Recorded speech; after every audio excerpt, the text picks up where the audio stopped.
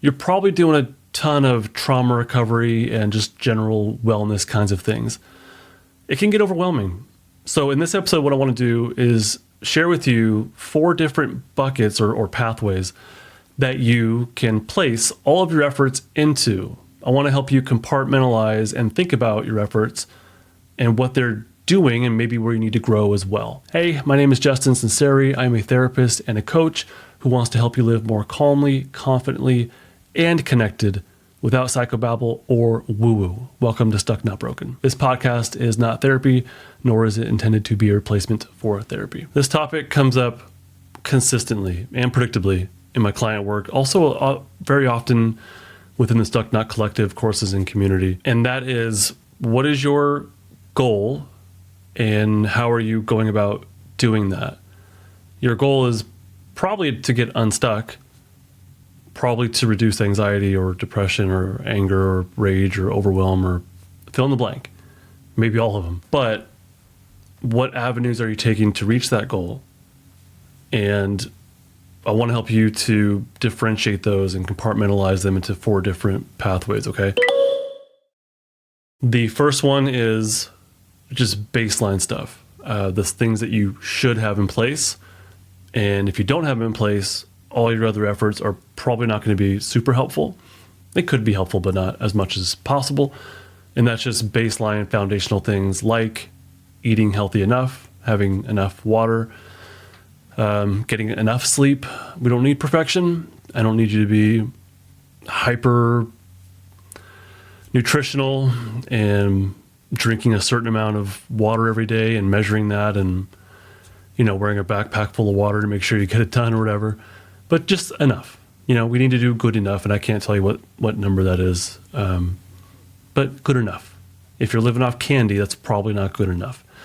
If you're living off of fats and sugars, soda, pizza, that's probably not good enough. So make improvements that are in that area. That's foundational. That is unbelievably important to the other efforts that I'm going to lay out here. And when I make that motion, it's because I have three more pathways there for you. But that has to be in place. If you're not getting enough sleep, that's huge. I have sleep apnea. If I don't get good enough sleep, I feel it the rest of the day.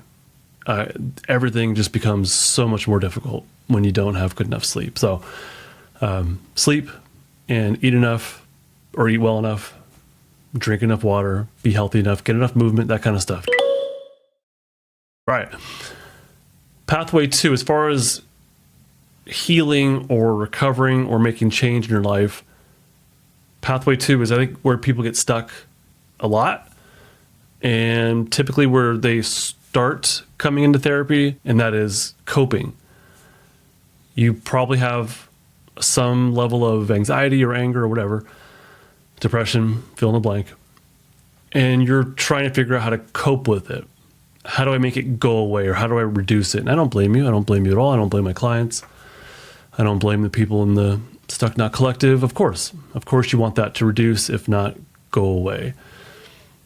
But what you're doing is decreasing defensive activation through, hacks and whatnot that you're finding online, like jumping into freezing cold water, or taking cold showers, or putting a bag of frozen peas on your chest to reduce anxiety. And those things might help you reduce anxiety. I'm happy, but those are temporary. Those are very temporary. They do not resolve the problem.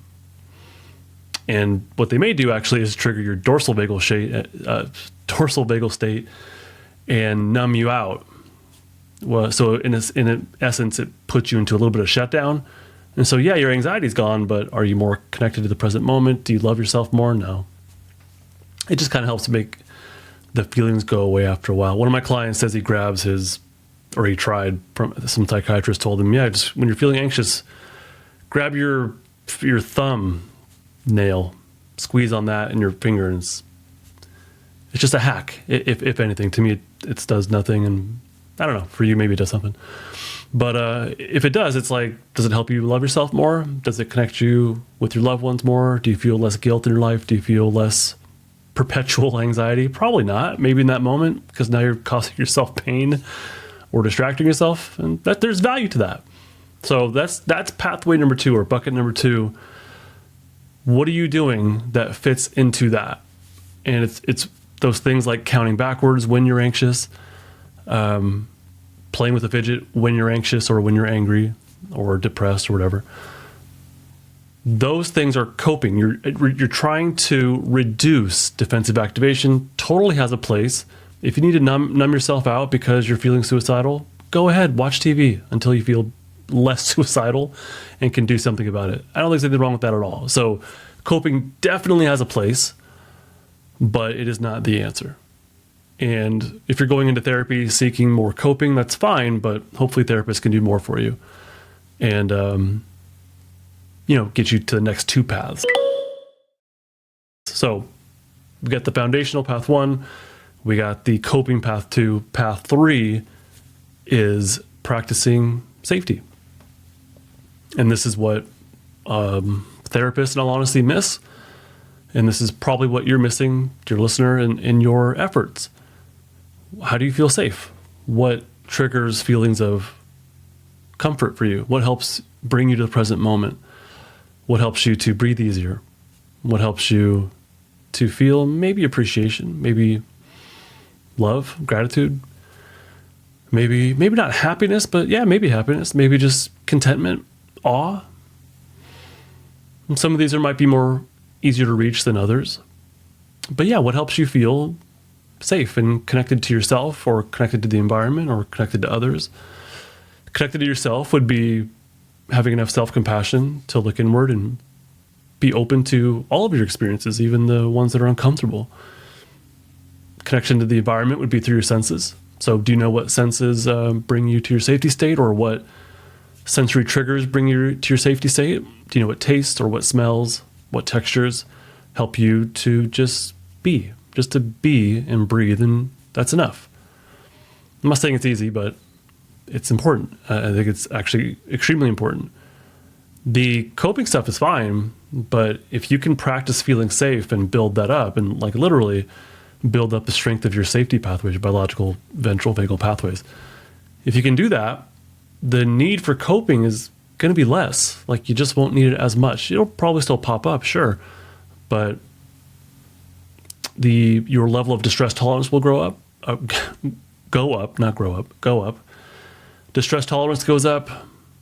Your feelings of connection to yourself and others in the environment, that goes up. Your ability to be mindful of your experience, positive and negative, that goes up. And yeah, the defensive activation that you're stuck in, flight, fight, shutdown, freeze, that eases up too. It doesn't solve the problem, but makes life way more manageable without relying on coping skills or hacks or whatever. It makes life more manageable, and it really reduces the intensity and frequency of your defensive activation. So that is extremely important, and something we don't pay attention to in life in general, honestly. Nobody thinks this way, no one talks this way. Except for us, I suppose. But even in therapy, we don't think this way, we don't talk this way. We focus on what's the problem and how do we make the problem go away. Well, part of making the problem go away is to practice feeling safe. And as we do that, things kind of get better little by little by little. It's a long process. It's not a hack. It is a long process. Pathway number 4 is directly feeling and relieving your stuck defensive state, whether it's flight, fight, shutdown, or freeze. Pathway 4 is hugely dependent upon pathway 1 and pathway 3. So just, basic sleep and, healthy enough, blah, blah, blah. But also pathway 3, which is feeling safe, feeling grounded, staying connected to yourself in the present moment, even when uncomfortable things come up. In pathway 4, where we're directly feeling and experiencing our stuck defensive state or defensive activation, it might be momentary anxiety. So rather than coping it away through some TikTok hack or whatever, we actually say, okay, I'm feeling anxious. Not why am I feeling this way, but let me feel this way. I can handle this. I can permit myself to feel anxious or angry or irritated or depressed and numb. I have enough safety activation because I've put that daily work in to feel or practice being safe. Now I have such a strong foundation of safety, I can actually allow myself to feel defensive activation. And maybe it's the momentary anxiety spike. But you could also use pathway 4 for intentionally feeling stuck defensive activation. So not just the momentary anxiety, but the stuck flight activation that the momentary anxiety comes from. Pathway 4 is hugely important for truly recovering from a stuck defensive state, for relieving trauma.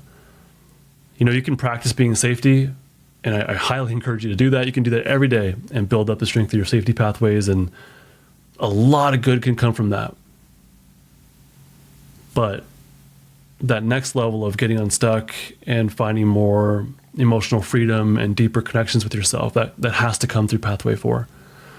And that relies entirely on your ability to stay grounded in the present moment, in your safety state, and then to validate your experiences, even the difficult ones, to normalize them, and even give them permission to be and to feel them.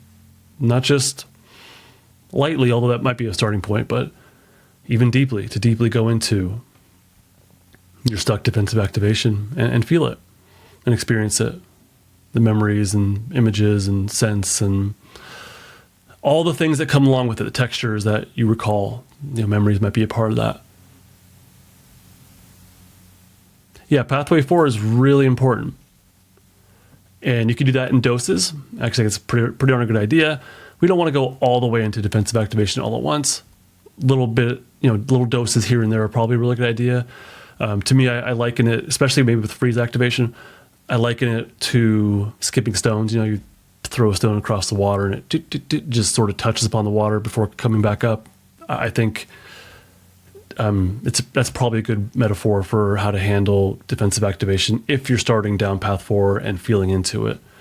It's probably a really good idea to lightly touch upon it and then come back to safety, lightly touch upon defense, come back to safety. That's called pendulation. You can purposely do that, pendulate back and forth. And that's, as an intro to it, it's probably a really, really good idea to do that. Hopefully that helps you to think about your efforts, where you're at, maybe where you need to be, and where you'd like to get to. If you're coping day in, day out, good for you. Do what you got to do. But can you find moments to include a tad more safety into your life? And I think you can. I had a session today where the person said, I have no time for any mindfulness. I have no time for practicing safety. I have no time for this, that, or the other thing. And I asked him, okay, well, let's take inventory of your life, your daily life. Let's audit your daily life. What do you do when you wake up? And he goes, well, usually I spend about 5 hours on YouTube and social media. So yeah, there's 5 hours right there we could work with. That's a huge chunk of time. So this person and you, maybe, and many people will default to, I just got to cope. I got to get through this because I don't have time. I don't have this. I don't have that. There's probably time. There's probably a moment. And really, these things can be practiced in micro moments, and those have a ton of benefit to them. When you wake up in the morning, do you need to go for a walk outside? Would that feel safer than laying in bed and scrolling through TikTok for 5 hours? Probably. In the morning, can you go connect with a loved one and give them a hug? That's a moment of safety. Or your pet, that's a moment of safety. Can you mindfully experience how your cereal makes you feel when you eat it, or the smell of your coffee, the taste of your tea? These are tiny moments where you can practice safety. So if you're stuck and I'm coping day in, day out, I bet you can find tiny moments of safety, micro moments, and practice those. If you're coping day in, day out, okay, hey, do your thing, but can you also drink more water instead of soda? Can you eat something that's fresh and not from fast food? Probably.